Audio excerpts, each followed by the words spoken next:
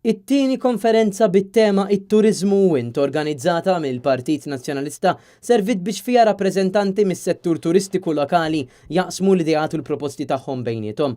Dan fil-proċess tal-Partit Nazzjonalista biex jaġġornaw fejn meħtieġ jibdel il-policies tiegħu fis-settur. Fost il-parteċipanti fil-konferenza kien hemm is-settur tal-lukandira, akkademiċi, ħaddiema, żviluppaturi, operaturi fis-settur tal-agriturizmu u fil-branding.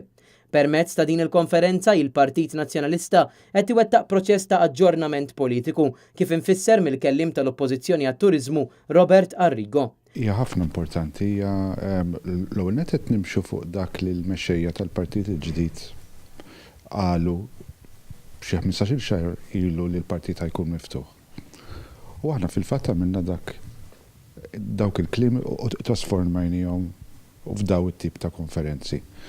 Daw tip ta' konferenzi huma li aħna bħala spokesman f'dan is-settur inkun nistgħu nisimgħu lil dawk stakeholders x'għandhom jgħidu. X'għandhom jgħidu llum, is-sena li għaddiet u Kalla jrid anke fis-snin li ġejjin. Nżommu kuntatt magħhom, nżommu kuntatt il-ħin kollu magħhom biex aħna wkoll ħanitalmu.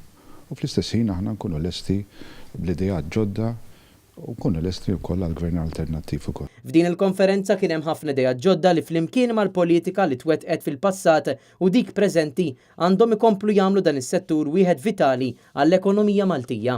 Għandek ħafna idejat, ħafna sitwazzjonijiet li jekk jista' jkun ħajjitranġaw.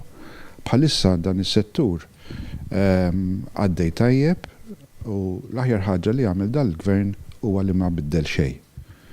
U allura baqa' għaddej tajjeb.